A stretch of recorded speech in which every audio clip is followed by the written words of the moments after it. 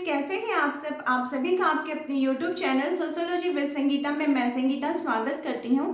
और इस चैनल के माध्यम से आप लोग को सोशियोलॉजी के एग्जाम के प्रिपरेशन करवाए जाते हैं।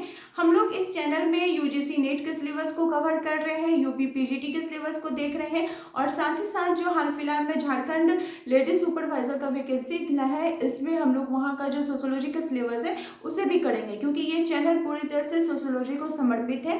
कल के क्लास में हम लोगों ने लेडी सुपरवाइजर का जो सोशियोलॉजी का सिलेबस था उसको पूरा डिटेल्स में हम लोगों ने देखा है।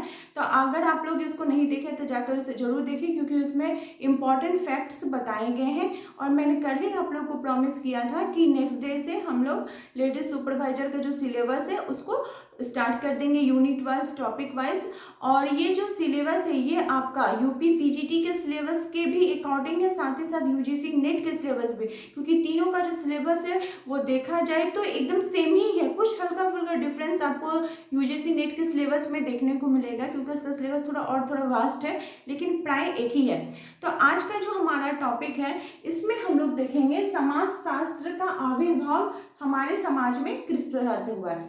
तो जैसा कि हम सभी जानते हैं कि समाज शास्त्र को आने में, समाज शास्त्र का आविर्भाव होने में फ्रांस की क्रांति, औद्योगिक क्रांति, ये दोनों वो क्रांतियां ही बहुत ही महत्वपूर्ण भूमिका इन्होंने अदा की है। तो अगर बोला जाए तो देखिए, सोसाइटी, ये जो समाज है ये तो प्राचीन काल से ही आ रहा है।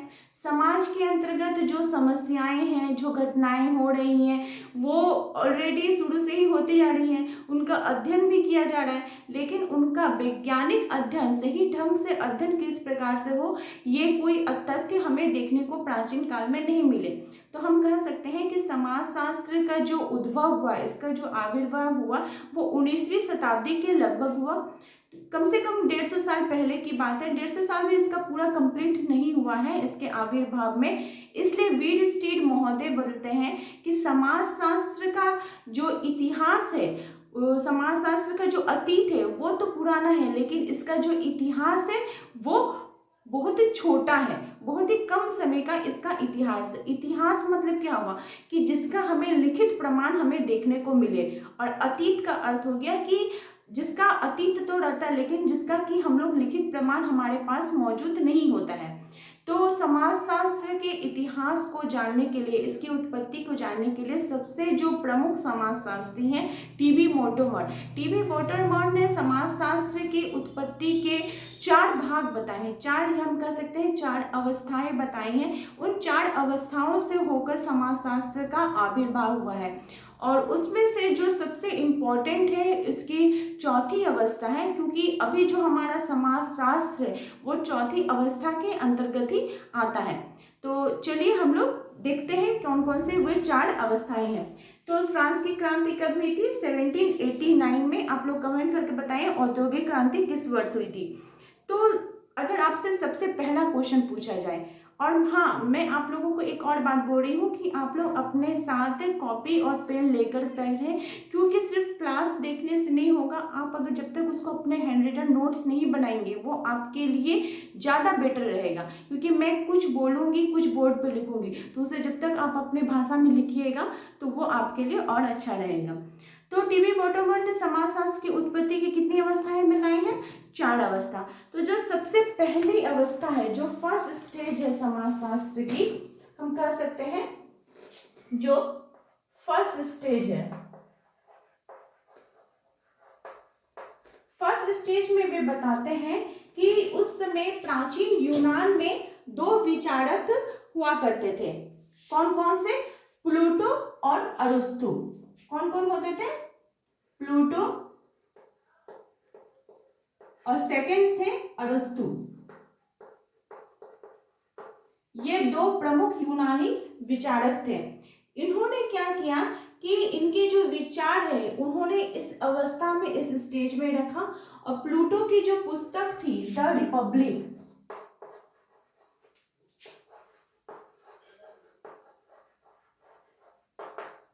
और अरस्तु की पुस्तक थी एथिक्स एंड पॉलिटिक्स।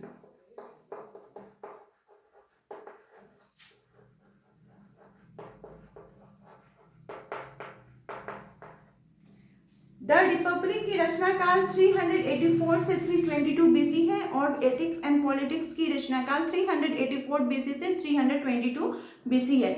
इसमें उन्होंने क्या किया, जो तत्कालीन जीवन के जो पहलू थे, जो विभिन्न पहलू थे, जैसे कि आपका पारिवारिक जीवन हो गया, वहाँ की प्रथाएं होगी, रीति रिवाज हो गई, स्त्रियां जो थी उनकी स्थिति होगी, उन सभी का वर्णन इन दोनों ने प्लूटो और अरिस्टो ने अपनी पुस्तक द रिपब्लिक और एथिक्स एंड पॉलिटिक्स में किया। तो इसके स्टेज की अगर बात की जाए तो इस स्टेज में और भी विचारक आए, जैसे आपके लुक्रेशियस आए, सिसरो आए, सेंट अगस्टाइन आए, मनु आए, कौटिल्य आए। इन सबों ने अपने विचार इसमें डाले और वो सारे विचार क्या किए, समाजशास्त्र के विषय को आगे बढ़ाने में उन विचारों ने योगदान दिया। तो फर्स्ट स्टेज की अगर बात की जाए तो फर्स्ट स्टेज में क्या था, प्लूटो और अरिस्टो के विचार हमें देखने को मिलते हैं।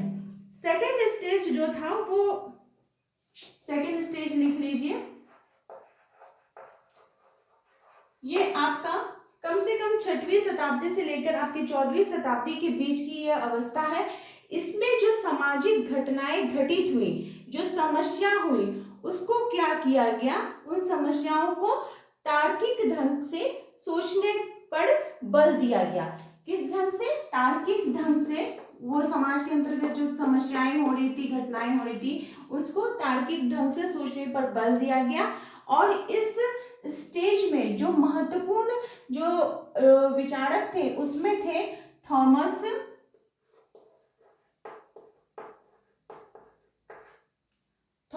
एक्विनस तथा दांते।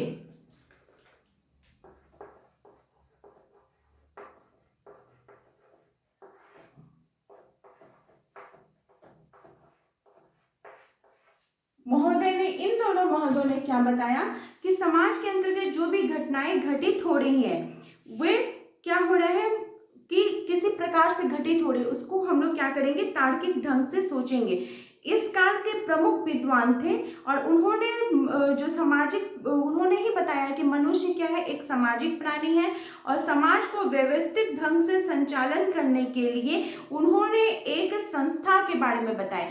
तो वो संस्था क्या थी, संस्कार नामक संस्था की बात करते हैं। ये दोनों क्या करते हैं, संस्कार नामक संस्था की बात करते हैं। संस्कार नामक संस्था की बात इनके द्वारा की गई, संस्कार नामक संस्था की बात की गई कि एक इस प्रकार की संस्था की आवश्यकता है जो कि समाज के अंतर्गत जो घटनाएं घटित हो रही हैं वो क्यों घटित हो रही है उसका हम लोग क्या करेंगे, तार्किक ढंग से सोचेंगे और उसका फिर हम लोग उसका वर्णन करेंगे। तो ये था समाजशास्त्र का सेकंड स्टेज। थर्ड जो स्टेज था वो 15 से लेकर 18 शताब्दी के बीच का स्टेज है। थर्ड स्टेज हो गया 15 से लेकर 18 शताब्दी के बीच का स्टेज बोला जा सकता है। और इसमें क्या किया, जब तार्किक ढंग से प्रयोग किया जाने लगा थॉमस एक्विनस और दांते महोदय जी के द्वारा, तो इसमें फिर वैज्ञानिक ढंग का प्रयोग किया गया। इसमें सिर्फ यूनानी विचार आए, यहाँ पे सिर्फ हमें विचार देखने को मिला फर्स्ट स्टेज में। सेकेंड स्टेज में हमें तार्किकता देखने को मिली और थर्ड स्टेज में हमें क्या देखने को मिला, वैज्ञानिकता, वैज्ञानिक ढंग का प्रयोग किया जाने लगा इस स्टेज में, वैज्ञानिक ढंग से प्रयोग। और इस स्टेज में अगर बात की जाए तो हॉब्स, लॉक तथा रूसो ने समाज की उत्पत्ति हेतु सामाजिक समझौते का सिद्धांत का प्रतिपादन इन्होंने इस स्टेज में किया था।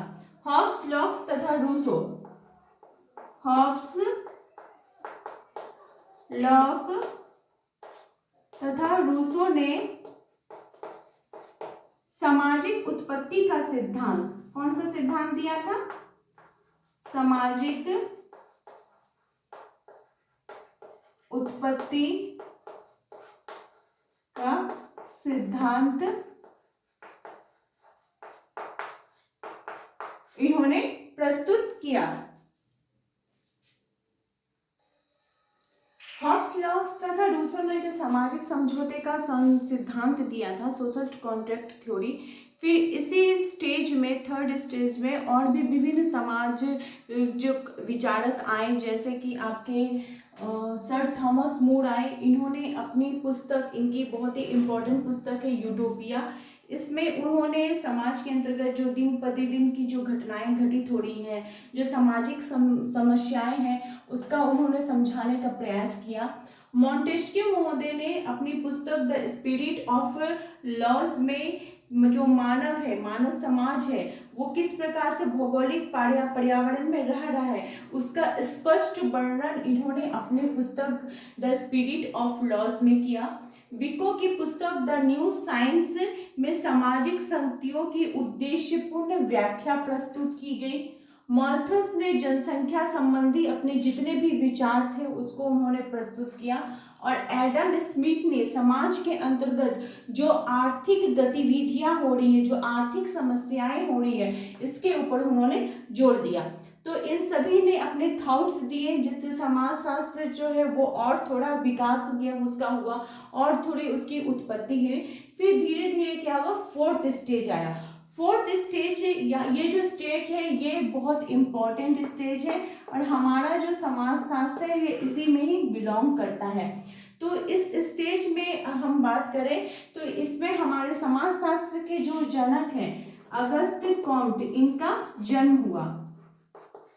अगस्ते कॉम्ट जी का जन्म हुआ। कब इनका जन्म हुआ, तो 1798 में,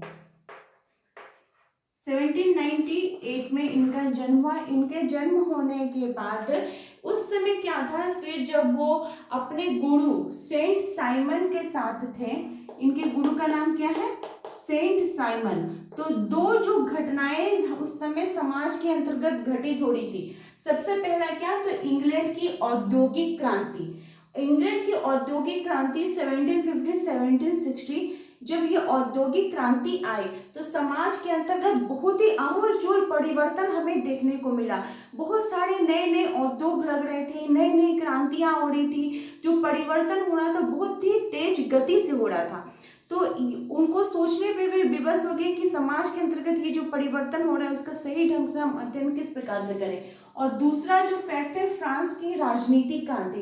फ्रांस की जो सत्ता थी उस समय सत्ता, जो राजा थे लुइस 16, उनकी जो स्थिति थी, उनका जो समाज के अंतर्गत व्यवहार था, जो अपने प्रजा के साथ व्यवहार था, वो इतना ही दुखमय था, इतना ही खराब था, इतना ही वो क्रूर थे कि वहाँ की राजनीतिक सत्ता एकदम खत्म हो चुकी थी।